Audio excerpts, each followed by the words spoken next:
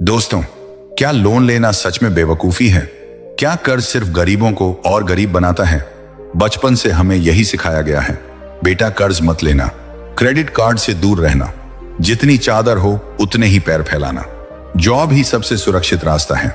लेकिन जरा सोचिए, अगर कर्ज इतना ही बुरा होता तो दुनिया के सबसे अमीर लोग लोन और डेट का इस्तेमाल क्यों करते?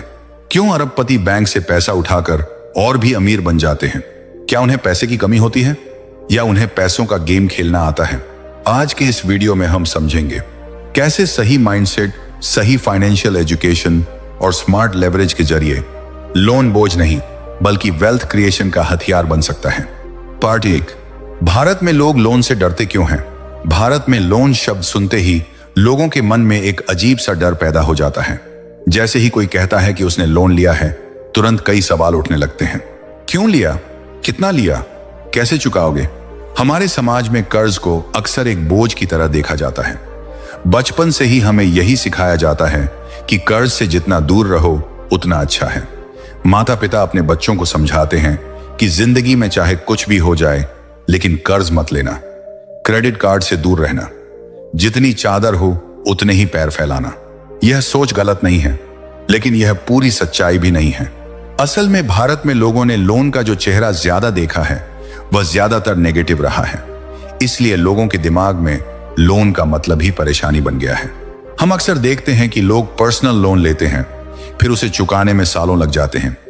क्रेडिट कार्ड का इस्तेमाल करते हैं, लेकिन धीरे धीरे उस पर इतना इंटरेस्ट लग जाता है कि छोटी सी खरीदारी भी बड़ी समस्या बन जाती है। कई लोग नई कार लेने के लिए EMI शुरू कर देते हैं, लेकिन कुछ महीनों बाद वही EMI उन्हें हर महीने तनाव देने लगती है। शादी के खर्च के लिए लोन लिया जाता है, ट्रैवल के लिए लोन लिया जाता है, महंगे फोन खरीदने के लिए EMI ली जाती है। इन सभी चीजों में एक कॉमन बात होती है, यह सभी खर्च ऐसी चीजों पर होते हैं जो पैसा वापस नहीं लाती, बल्कि पैसा लगातार जेब से निकालती रहती हैं। इसलिए मिडिल क्लास परिवारों में कर्ज का मतलब अक्सर यही होता है कि अब कई साल तक EMI की जिम्मेदारी उठानी पड़ेगी। यही वजह है कि जैसे ही लोन शब्द सुनाई देता है, लोगों को सबसे पहले तनाव, जिम्मेदारी और डर का एहसास होने लगता है। लेकिन यहाँ एक बहुत दिलचस्प बात है, जिस चीज से मिडिल क्लास डरता है उसी चीज का इस्तेमाल अमीर लोग अपने फायदे के लिए करते हैं। मिडिल क्लास के दिमाग में लोन ग्लैम बोझ, लेकिन अमीरों के दिमाग में लोन लेवरेज। यही सबसे बड़ा फर्क है। मिडिल क्लास सोचता है कि अगर उसने लोन लिया तो उसे सालों तक काम करके उसे चुकाना पड़ेगा, लेकिन अमीर लोग सोचते हैं कि अगर सही तरीके से लोन लिया जाए तो वही पैसा उनके लिए और ज्यादा पैसा कमा सकता है। यह फर्क सिर्फ पैसे का नहीं है, यह फर्क सोच का है। मिडिल क्लास लोन को समस्या की तरह देखता है, अमीर लोग लोन को एक टूल की तरह देखते हैं। यही कारण है कि कुछ लोग पूरी जिंदगी कर्ज से बचते रहते हैं और फिर भी आर्थिक रूप से बहुत आगे नहीं बढ़ पाते, जबकि कुछ लोग उसी कर्ज का इस्तेमाल करके बड़े बिजनेस खड़े कर देते हैं। मशहूर निवेशक वॉरेन बफेट अक्सर कहते हैं, risk comes from not knowing what you are doing. यानी असली जोखिम कर्ज में नहीं होता, असली जोखिम तब होता है जब हमें पता ही नहीं होता कि हम क्या कर रहे हैं। अगर किसी इंसान को फाइनेंस की समझ नहीं है तो उसके लिए क्रेडिट कार्ड भी खतरनाक हो सकता है, लेकिन अगर किसी इंसान को पैसों के खेल की समझ है तो वही व्यक्ति बैंक से लिए हुए लोन का इस्तेमाल करके बड़ी संपत्ति बना सकता है। भारत में ज्यादातर लोग लोन से इसलिए डरते हैं क्योंकि उन्होंने सिर्फ कर्ज का बुरा रूप देखा है। उन्होंने देखा है कि लोग क्रेडिट कार्ड के कर्ज में फंस जाते हैं। उन्होंने देखा है कि कई लोग EMI के बोझ के कारण तनाव में जीते हैं। उन्होंने देखा है कि गलत फैसलों की वजह से लोग आर्थिक संकट में फंस जाते हैं। लेकिन उन्होंने यह कम देखा है कि लोन का इस्तेमाल करके कैसे बिजनेस खड़े किए जाते हैं, कैसे कंपनियां बनाई जाती हैं और कैसे बड़े निवेश किए जाते हैं। यही वजह है कि एक ही चीज दो अलग अलग लोगों की जिंदगी में बिल्कुल अलग असर डालती है। किसी के लिए लोन एक जाल बन जाता है और किसी के लिए वही लोन एक सीढ़ी बन जाता है। वॉरेन बफेट की एक और मशहूर लाइन है, the more you learn the more you earn. यानी जितना ज्यादा आप सीखते हैं उतना ज्यादा आप कमा सकते हैं। फाइनेंस की दुनिया में भी यही नियम लागू होता है। जिस इंसान के पास फाइनेंशियल एजुकेशन नहीं होती वह अक्सर पैसे से जुड़े फैसले डर के आधार पर लेता है, लेकिन जिस इंसान के पास सही जानकारी होती है वह वही फैसले समझदारी और कैलकुलेशन के आधार पर लेता है। इसीलिए अमीर लोग लोन से नहीं डरते, वे जानते हैं कि लोन को सही जगह इस्तेमाल किया जाए तो वह एक शक्तिशाली टूल बन सकता है। असल फर्क यह नहीं है कि लोन लिया जाए या नहीं, असल फर्क यह है कि लोन किस लिए लिया जा रहा है। अगर लोन सिर्फ लाइफस्टाइल बढ़ाने के लिए है तो वह धीरे धीरे बोझ बन जाएगा, लेकिन अगर लोन का इस्तेमाल किसी ऐसी चीज में किया जाए जो पैसा कमाए तो वही कर्ज आगे चलकर संपत्ति बन सकता है। और यही वह जगह है जहां से अमीर और मिडिल क्लास की सोच अलग हो जाती है। पार्ट 2, गुड डेब्ट वर्सेस बैड डेब्ट। फाइनेंस की दुनिया में लोन को समझने का सबसे आसान तरीका यह है कि लोन दो तरह का होता है, गुड डेब्ट और बैड डेब्ट। लेकिन दुख की बात यह है कि ज्यादातर लोग इन दोनों के बीच का फर्क कभी समझ ही नहीं पाते। उनके लिए हर तरह का लोन एक जैसा होता है। कभी कभी लोग बिना सोचे समझे लोन ले लेते हैं और फिर सालों तक उसकी EMI भरते रहते हैं, और धीरे धीरे वही लोन उनकी आर्थिक आजादी को खत्म कर देता है। इसलिए सबसे पहले हमें समझना होगा कि बैड डेब्ट क्या होता है।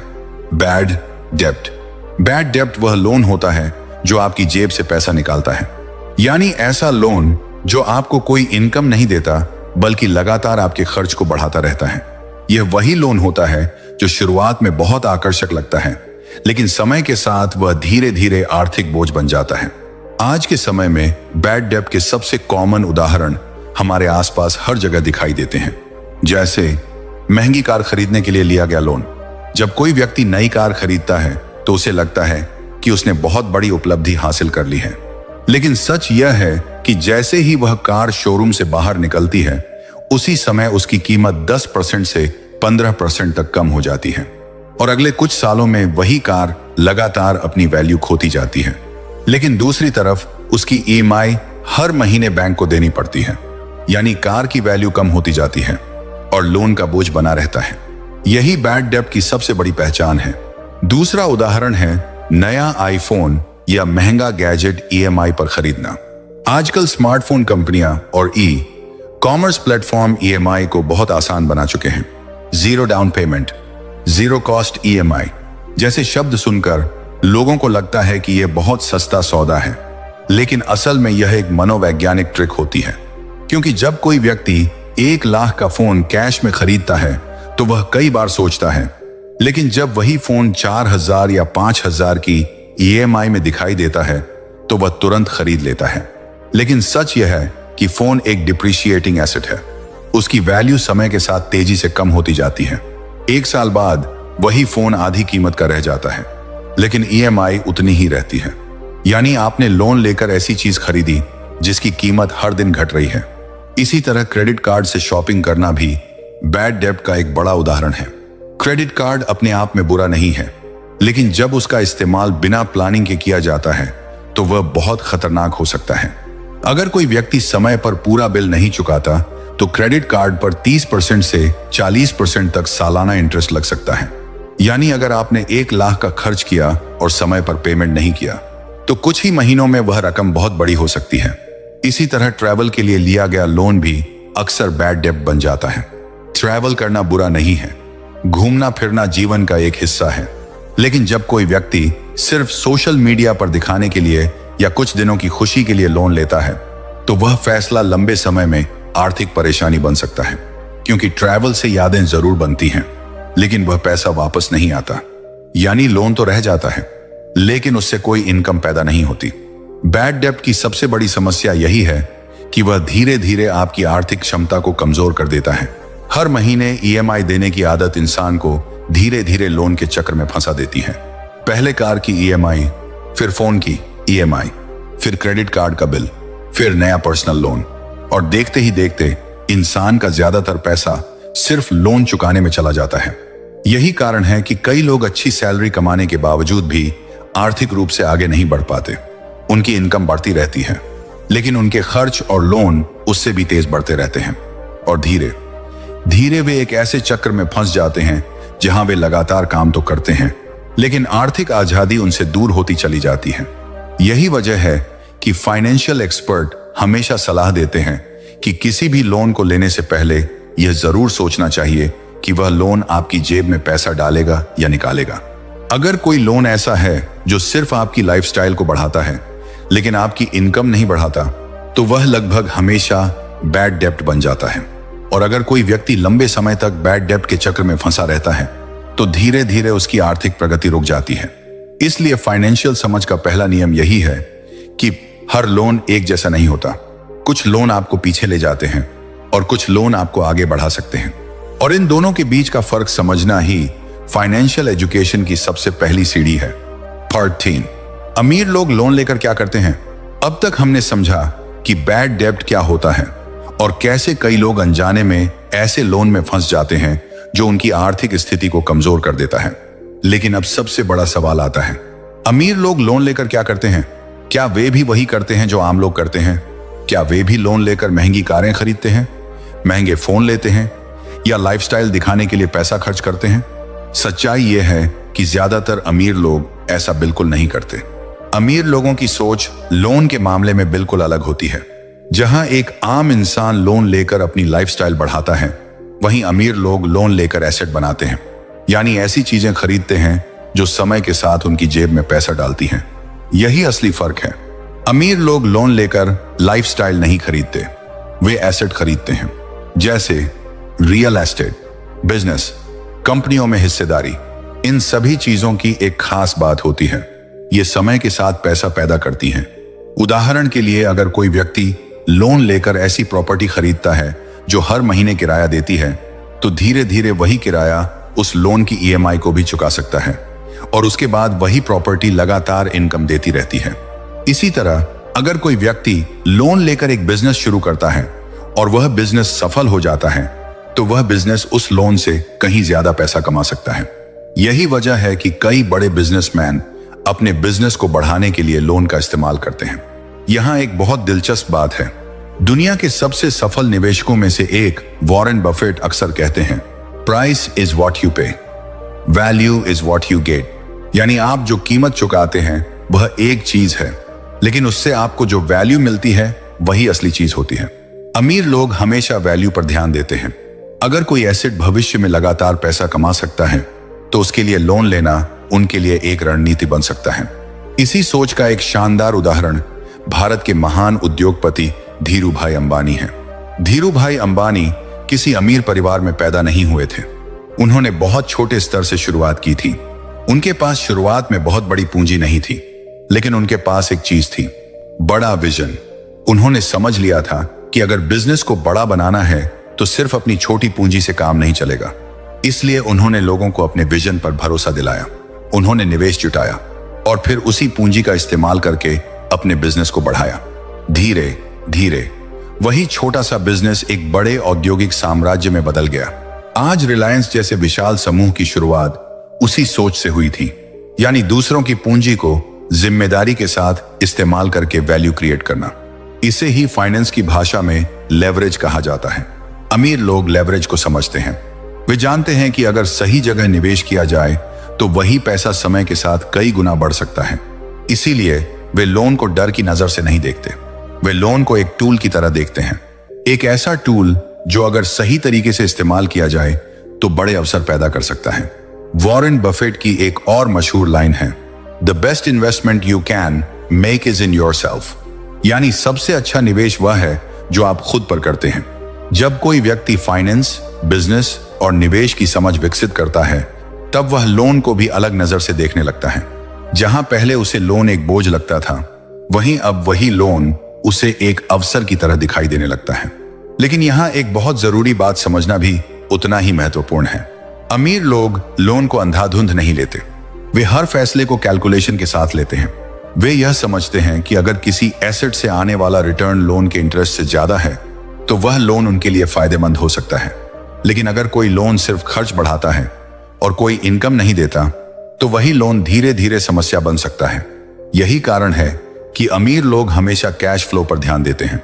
वे ऐसी चीजों में निवेश करते हैं जो लगातार पैसा पैदा करती रहे, और जब पैसा लगातार पैदा होने लगता है तो वही पैसा आगे और निवेश करने में मदद करता है।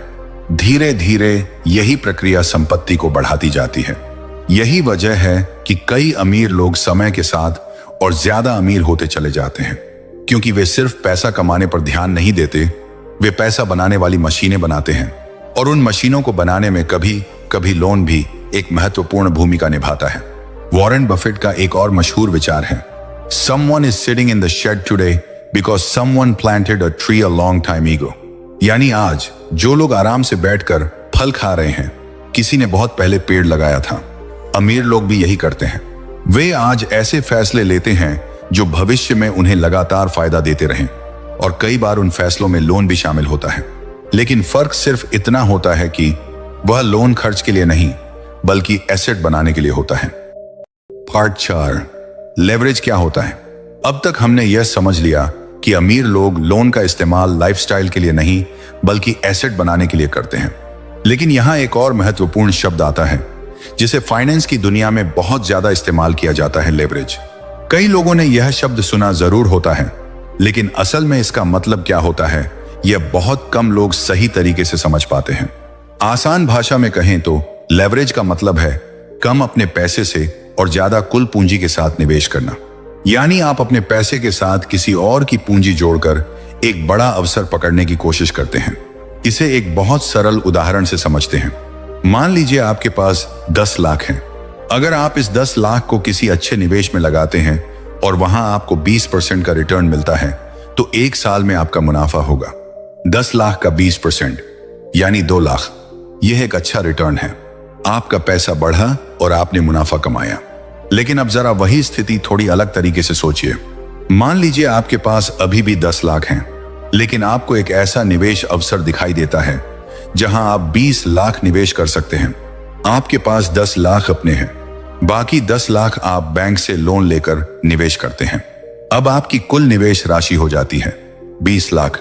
अगर उसी निवेश पर आपको 20% का रिटर्न मिलता है तो आपका कुल मुनाफा होगा 20 लाख का 20% यानी 4 लाख।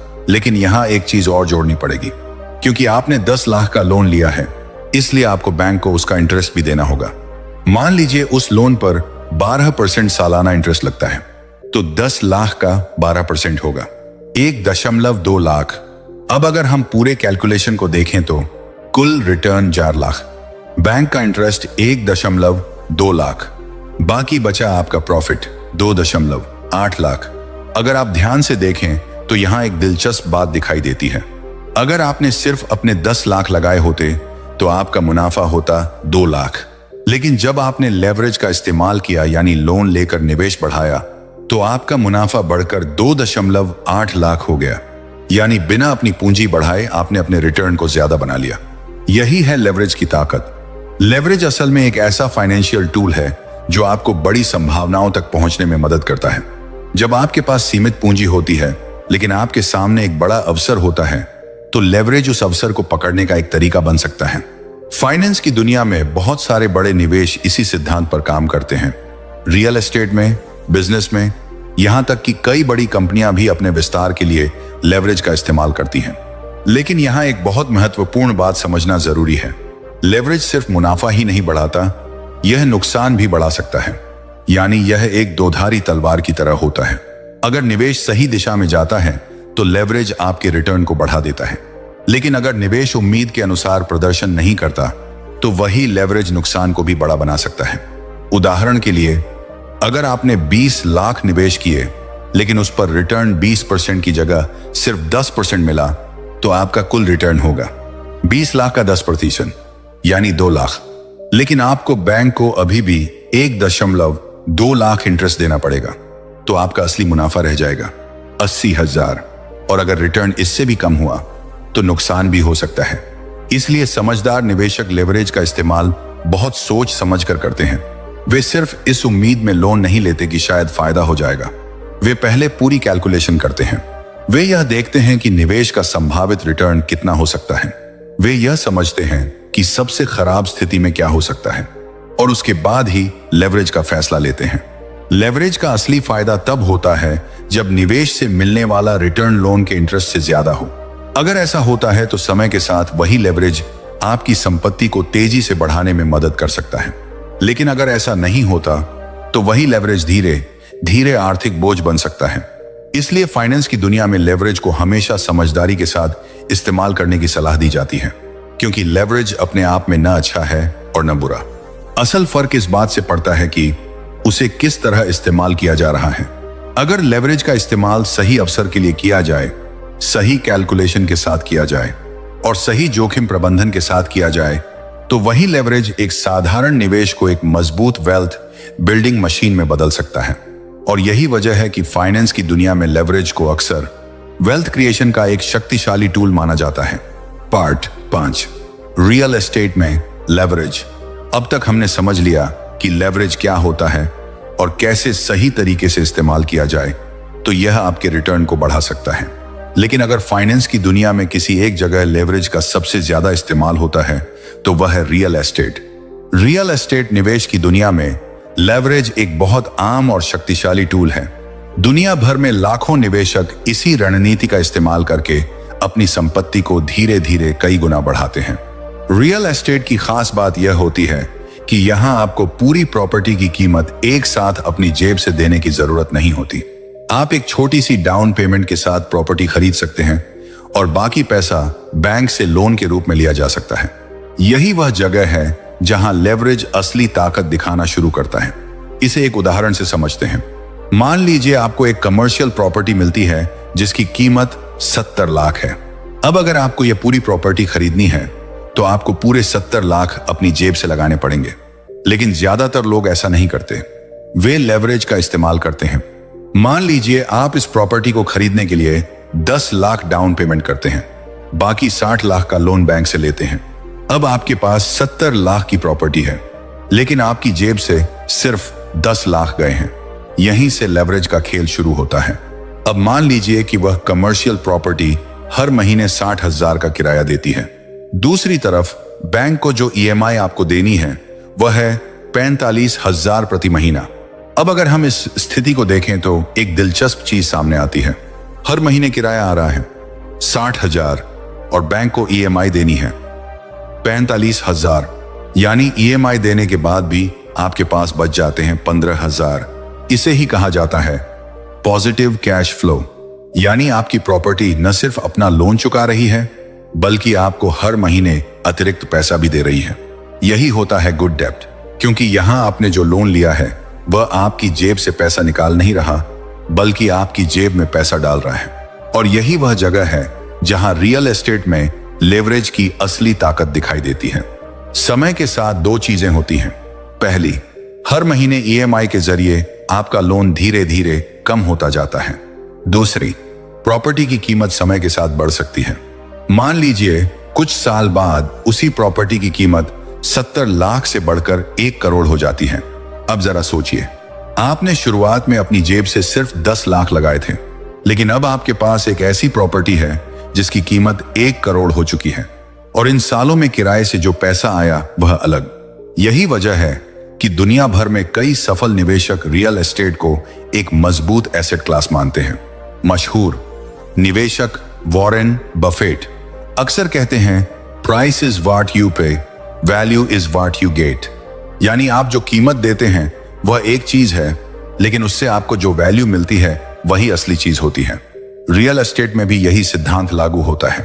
अगर कोई प्रॉपर्टी सिर्फ दिखावे के लिए खरीदी गई है तो वह खर्च बन सकती है, लेकिन अगर वही प्रॉपर्टी सही लोकेशन पर है, सही कीमत पर खरीदी गई है और उससे नियमित किराया आ रहा है तो वही प्रॉपर्टी एक मजबूत एसेट बन सकती है। इसीलिए अनुभवी निवेशक प्रॉपर्टी खरीदते समय सिर्फ कीमत नहीं देखते, वे कैश फ्लो, लोकेशन, डिमांड और भविष्य की संभावनाएं देखते हैं, क्योंकि उनका लक्ष्य सिर्फ प्रॉपर्टी खरीदना नहीं होता बल्कि ऐसी संपत्ति बनाना होता है जो समय के साथ पैसा पैदा करती रहे। वॉरेन बफेट की एक और मशहूर लाइन है, Someone is sitting in the shade today because someone planted a tree a long time ago। यानी आज जो लोग आराम से छांव में बैठे हैं उन्होंने बहुत पहले पेड़ लगाया था। रियल एस्टेट निवेश भी कुछ ऐसा ही होता है। शुरुआत में शायद ज्यादा फायदा नजर नहीं आता, लेकिन समय के साथ वही निवेश एक मजबूत संपत्ति में बदल सकता है। लेकिन यहां एक महत्वपूर्ण बात समझना भी जरूरी है। रियल एस्टेट में लेवरेज का इस्तेमाल हमेशा सोच समझ कर करना चाहिए। अगर किराया EMI से कम है और आपके पास कैश बफर नहीं है तो वही लोन धीरे धीरे तनाव बन सकता है। इसलिए समझदार निवेशक हमेशा यह सुनिश्चित करते हैं कि प्रॉपर्टी का संभावित किराया और उसकी वैल्यू ग्रोथ की संभावना दोनों मिलकर लोन के इंटरेस्ट और EMI से बेहतर हों। अगर ऐसा होता है तो वही लोन समय के साथ एक मजबूत वेल्थ बिल्डिंग मशीन बन सकता है। और यही वजह है कि दुनिया भर में कई निवेशक रियल एस्टेट को लेवरेज के साथ वेल्थ क्रिएशन का एक शक्तिशाली माध्यम मानते हैं। पार्ट 6, टैक्स का खेल। अब तक हमने समझा कि अमीर लोग लोन का इस्तेमाल कैसे करते हैं, लेवरेज क्या होता है और कैसे एसेट बनाकर पैसा कमाया जाता है। लेकिन वेल्थ बनाने का एक और बहुत बड़ा हिस्सा है जिसे अक्सर लोग नजरअंदाज कर देते हैं, और वह है टैक्स का खेल। सच्चाई यह है कि अमीर लोग सिर्फ पैसा कमाने पर ध्यान नहीं देते, वे इस बात पर भी ध्यान देते हैं कि उस कमाए हुए पैसे में से कितना उनके पास बचता है। क्योंकि फाइनेंस की दुनिया में एक बहुत महत्वपूर्ण सिद्धांत है, कमाना महत्वपूर्ण है लेकिन बचाना उससे भी ज्यादा महत्वपूर्ण है। अगर कोई व्यक्ति लाखों रुपए कमा रहा है लेकिन हर साल उसका बड़ा हिस्सा टैक्स के रूप में चला जाता है, तो उसकी वास्तविक संपत्ति उतनी तेजी से नहीं बढ़ पाएगी। यही वजह है कि अमीर लोग टैक्स को बहुत गहराई से समझते हैं। मशहूर लेखक और निवेशक रॉबर्ट कियोसाकी अपनी प्रसिद्ध किताब रिच डैड पुअर डैड में एक बहुत दिलचस्प बात बताते हैं। वे कहते हैं, दुनिया में सबसे ज्यादा टैक्स मिडिल क्लास देता है। यह बात सुनकर कई लोगों को आश्चर्य होता है, क्योंकि आम धारणा यह होती है कि अमीर लोग ज्यादा कमाते हैं इसलिए वे ज्यादा टैक्स देते होंगे। लेकिन जब हम सिस्टम को ध्यान से समझते हैं तो पता चलता है कि असली फर्क कमाई के तरीके में होता है। एक सैलरीड इंसान और एक बिजनेस ओनर के बीच टैक्स के मामले में बड़ा अंतर होता है। आइए इसे बहुत सरल तरीके से समझते हैं। मान लीजिए कोई व्यक्ति नौकरी करता है, उसे हर महीने सैलरी मिलती है। जब उसकी सैलरी उसके बैंक अकाउंट में आती है तो उससे पहले ही टैक्स कट चुका होता है, यानी सरकार पहले अपना हिस्सा ले लेती है और जो बचता है वही पैसा उसके हाथ में आता है। उस पैसे से उसे अपने सारे खर्च पूरे करने होते हैं, घर का किराया, बच्चों की पढ़ाई, खाना, बिजली, ट्रांसपोर्ट और बाकी सभी जरूरतें। यानी इस सिस्टम में क्रम कुछ ऐसा होता है, पहले कमाई, फिर टैक्स और फिर खर्च। अब जरा इसी स्थिति को एक बिजनेस ओनर के नजरिए से देखें। अगर कोई व्यक्ति बिजनेस करता है तो उसका सिस्टम थोड़ा अलग होता है। बिजनेस ओनर पहले अपने बिजनेस से जुड़े खर्च करता है, जैसे ऑफिस का किराया, स्टाफ की salary, marketing, travel, gadgets, software, meetings और कई अन्य ऑपरेशनल खर्च। इन सभी खर्चों को बिजनेस एक्सपेंस माना जाता है। इन खर्चों को घटाने के बाद जो पैसा बचता है उसी को प्रॉफिट माना जाता है और फिर उस प्रॉफिट पर टैक्स लगाया जाता है। यानी यहां क्रम बदल जाता है, पहले कमाई, फिर खर्च और उसके बाद टैक्स। यही वह जगह है जहां सिस्टम का फर्क दिखाई देता है। एक सैलरीड व्यक्ति के पास टैक्स प्लानिंग के सीमित विकल्प होते हैं, लेकिन एक बिजनेस ओनर के पास कई तरीके होते हैं जिनके जरिए वह अपने खर्चों को व्यवस्थित करके टैक्स को ऑप्टिमाइज कर सकता है। यह टैक्स से बचने का तरीका नहीं होता, बल्कि यह कानूनी टैक्स प्लानिंग होती है। और यही वह चीज है जिसे फाइनेंशियल एजुकेशन कहा जाता है। अमीर लोग टैक्स को दुश्मन की तरह नहीं देखते, वे टैक्स सिस्टम को समझते हैं और उसके भीतर रहकर अपने फैसले लेते हैं। उन्हें पता होता है कि अगर उनके पास सही स्ट्रक्चर है तो वे अपने खर्चों और निवेश को इस तरह व्यवस्थित कर सकते हैं कि उनकी कुल टैक्स लायबिलिटी कम हो सके। यही वजह है कि कई सफल उद्यमी और निवेशक अपनी कंपनियों के माध्यम से काम करते हैं, क्योंकि एक सही बिजनेस स्ट्रक्चर उन्हें यह अवसर देता है कि वे अपनी इनकम, खर्च और निवेश को बेहतर तरीके से व्यवस्थित कर सकें। जब कोई व्यक्ति इस पूरे सिस्टम को समझ लेता है तो उसे यह भी समझ में आने लगता है कि वेल्थ सिर्फ कमाई से नहीं बनती, वेल्थ बनती है सही इनकम स्ट्रक्चर से, सही निवेश से और सही टैक्स प्लानिंग से। इसीलिए फाइनेंस की दुनिया में अक्सर कहा जाता है कि असली खेल सिर्फ पैसा कमाने का नहीं है, असली खेल है पैसे को समझदारी से मैनेज करने का। और जब कोई व्यक्ति टैक्स के इस खेल को समझना शुरू कर देता है तब उसे यह एहसास होता है कि वेल्थ बनाने के नियम वही नहीं हैं जो आमतौर पर स्कूल या कॉलेज में सिखाए जाते हैं। वेल्थ बनाने के नियम अक्सर फाइनेंशियल एजुकेशन से आते हैं और यही वजह है कि जो लोग इन नियमों को समझ लेते हैं वे समय के साथ अपने पैसे को बेहतर तरीके से बढ़ा पाते हैं। Part 7, other peoples money. अब तक हमने समझा कि अमीर लोग लोन का इस्तेमाल कैसे करते हैं, लेवरेज कैसे काम करता है और टैक्स सिस्टम को समझना क्यों जरूरी है। लेकिन वेल्थ क्रिएशन की दुनिया में एक और बहुत शक्तिशाली कॉन्सेप्ट है जिसे समझे बिना पैसे का असली खेल समझना मुश्किल है। यह कॉन्सेप्ट है ओपीएम। ओपीएम का मतलब होता है अदर पीपल्स मनी, यानी दूसरों का पैसा। सुनने में यह थोड़ा अजीब लग सकता है, लेकिन सच यह है कि दुनिया के ज्यादातर बड़े बिजनेस और बड़ी कंपनियां इसी सिद्धांत पर बनी हैं। अगर हम ध्यान से देखें तो हमारी रोजमर्रा की जिंदगी में भी ओपीएम लगातार काम कर रहा होता है। मान लीजिए आप बैंक में पैसा जमा करते हैं। आप सोचते हैं कि आपका पैसा बैंक में सुरक्षित रखा हुआ है और उस पर आपको थोड़ा सा इंटरेस्ट मिल रहा है, लेकिन असल में बैंक उस पैसे को अपने पास खाली नहीं रखती। बैंक उसी पैसे को आगे किसी और व्यक्ति या बिजनेस को लोन के रूप में देती है। यानी आपका पैसा बैंक के लिए एक कैपिटल बन जाता है और वही पैसा किसी और के लिए ओपीएम बन जाता है। बैंक उस पैसे पर आपसे कम इंटरेस्ट देती है और जिसे लोन देती है उससे ज्यादा इंटरेस्ट लेती है। यही अंतर बैंक का मुनाफा बन जाता है। यानी बैंक असल में अपने पैसे से नहीं बल्कि दूसरों के पैसे से पैसा बना रही होती है। यही ओपीएम का सबसे सरल उदाहरण है। अब जरा इसे बड़े स्तर पर समझते हैं। दुनिया की लगभग हर बड़ी कंपनी किसी न किसी रूप में ओपीएम का इस्तेमाल करती है। जब कोई कंपनी शेयर मार्केट में लिस्ट होती है और लोग उसके शेयर खरीदते हैं तो वे असल में उस कंपनी को अपना पैसा दे रहे होते हैं। उस पैसे का इस्तेमाल कंपनी अपने बिजनेस को बढ़ाने के लिए करती है, नए प्रोजेक्ट शुरू करती है, नई मशीनें खरीदती है, नई टेक्नोलॉजी विकसित करती है और अगर कंपनी सफल होती है तो वही पैसा आगे चलकर और ज्यादा वैल्यू पैदा करता है। यानी कंपनी ने दूसरों के पैसे का इस्तेमाल करके अपना बिजनेस बड़ा किया। यही ओपीएम है। मशहूर निवेशक वॉरेन बफेट भी इस रणनीति का बहुत शानदार तरीके से इस्तेमाल करते हैं। उनकी कंपनी बर्कशायर हैथवे के पास कई बीमा कंपनियां हैं। अब यहां एक बहुत दिलचस्प चीज होती है। जब लोग बीमा पॉलिसी लेते हैं तो वे हर साल प्रीमियम भरते हैं, लेकिन उस पैसे का इस्तेमाल तुरंत क्लेम के रूप में नहीं होता। वह पैसा कुछ समय तक कंपनी के पास रहता है। बीमा की दुनिया में इस पैसे को फ्लोट कहा जाता है।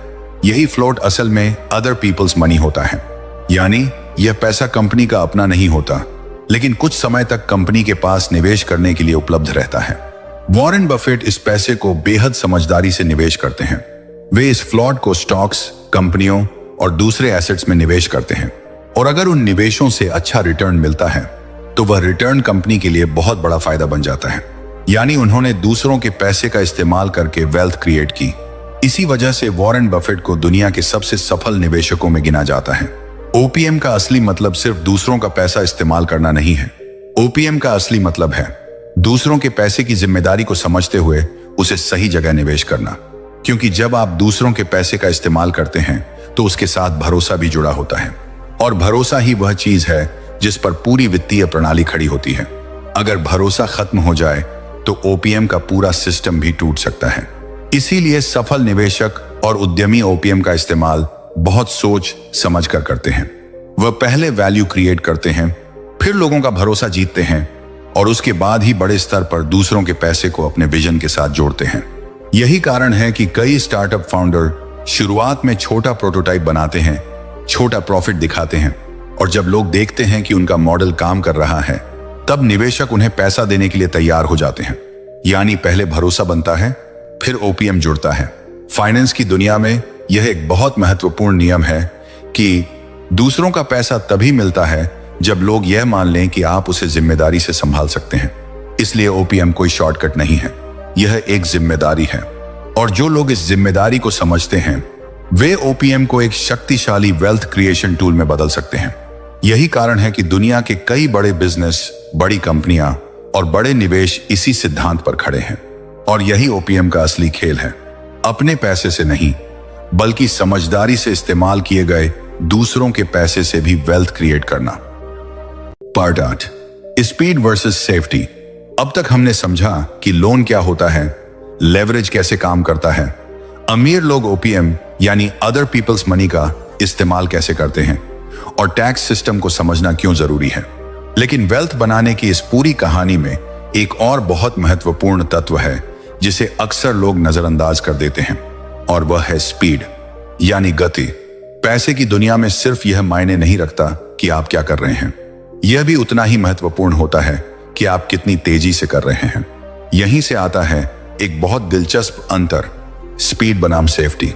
अब जरा सोचिए कि मिडिल क्लास आमतौर पर क्या करता है। मिडिल क्लास का माइंडसेट अक्सर सुरक्षा पर आधारित होता है।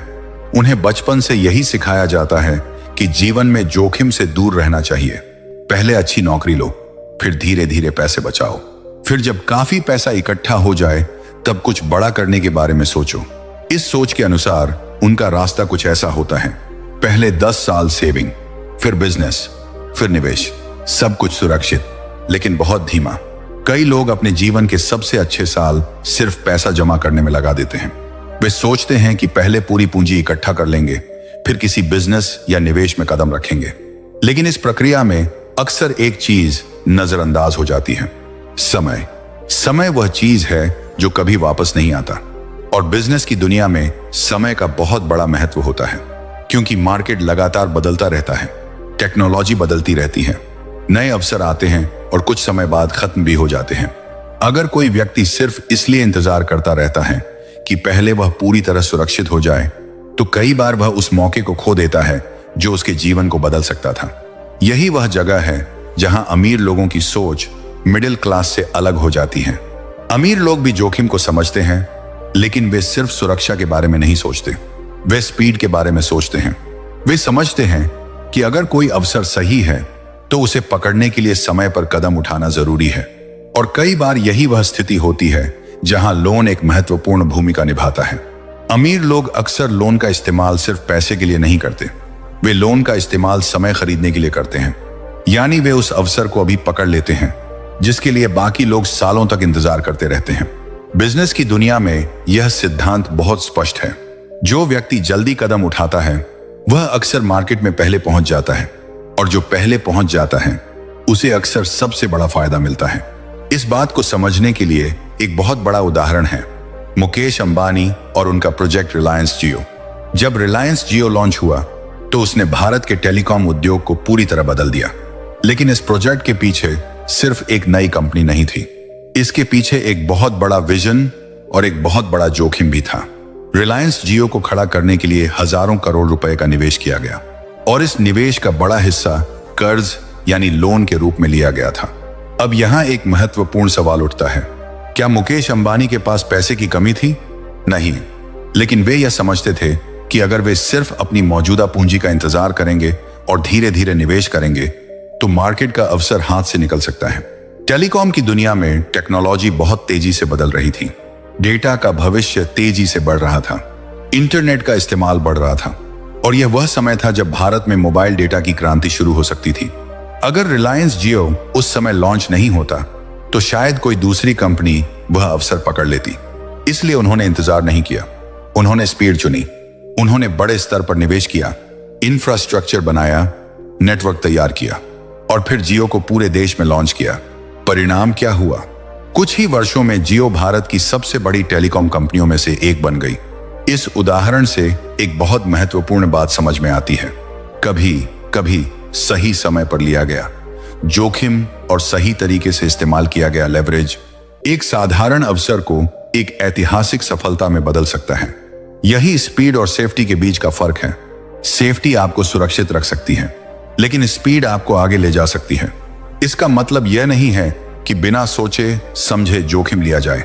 इसका मतलब यह है कि जब कोई अवसर सही हो तो सिर्फ डर की वजह से उसे खो देना भी समझदारी नहीं होती। सफल उद्यमी अक्सर जोखिम को समझते हैं, लेकिन वे अवसर को भी पहचानते हैं। वे यह समझते हैं कि अगर सही योजना, सही रिसर्च और सही स्ट्रेटेजी के साथ कदम उठाया जाए तो वही निर्णय उनके जीवन की दिशा बदल सकता है। और यही कारण है कि कई बार अमीर लोग लोन का इस्तेमाल सिर्फ पूंजी के लिए नहीं करते, वे उसका इस्तेमाल समय और गति हासिल करने के लिए करते हैं। क्योंकि बिजनेस की दुनिया में कई बार जीत उसी की होती है जो सही समय पर सही कदम उठा लेता है। दोस्तों, इस पूरी चर्चा के बाद अब सबसे जरूरी बात समझना बहुत आसान हो जाता है। लोन अपने आप में न अच्छा होता है और न बुरा। लोन सिर्फ एक टूल है, और किसी भी टूल की तरह उसकी ताकत इस बात पर निर्भर करती है कि उसे इस्तेमाल कैसे किया जा रहा है।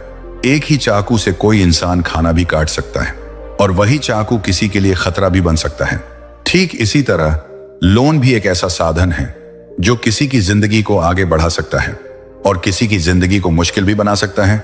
सब कुछ इस बात पर निर्भर करता है आप उसे कैसे इस्तेमाल करते हैं।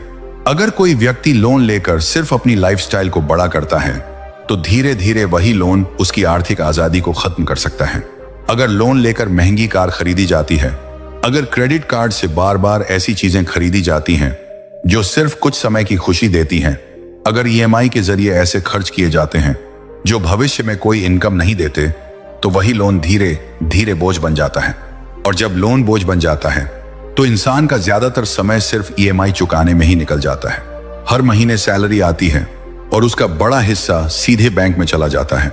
धीरे धीरे जिंदगी एक ऐसे चक्र में फंस जाती है जहां इंसान लगातार काम करता रहता है, लेकिन आर्थिक आजादी उससे दूर होती जाती है।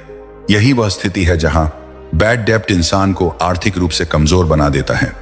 लेकिन अगर वही लोन एक अलग सोच के साथ लिया जाए तो वही लोन एक सीढ़ी बन सकता है। अगर लोन का इस्तेमाल ऐसी चीजें बनाने में किया जाए जो भविष्य में पैसा पैदा करें, अगर लोन का इस्तेमाल बिजनेस बनाने में किया जाए, अगर लोन का इस्तेमाल ऐसी प्रॉपर्टी खरीदने में किया जाए जो हर महीने किराया दे, अगर लोन का इस्तेमाल ऐसे एसेट्स में किया जाए जो समय के साथ वैल्यू बढ़ाएं, तो वही लोन धीरे धीरे वेल्थ बनाने का जरिया बन सकता है। यही वह जगह है जहां गुड डेब्ट और बैड डेब्ट का फर्क साफ दिखाई देता है। अगर लोन से लाइफस्टाइल खरीदी जाती है तो वह आपको धीरे धीरे गरीब बना सकता है, लेकिन अगर लोन से एसेट और कैश फ्लो बनाया जाता है तो वही लोन आपको आर्थिक रूप से मजबूत बना सकता है। और यही असली फर्क है सोच का। मिडिल क्लास अक्सर लोन से डरता है क्योंकि उसने लोन का बुरा चेहरा ज्यादा देखा है, लेकिन अमीर लोग लोन को एक रणनीति की तरह देखते हैं।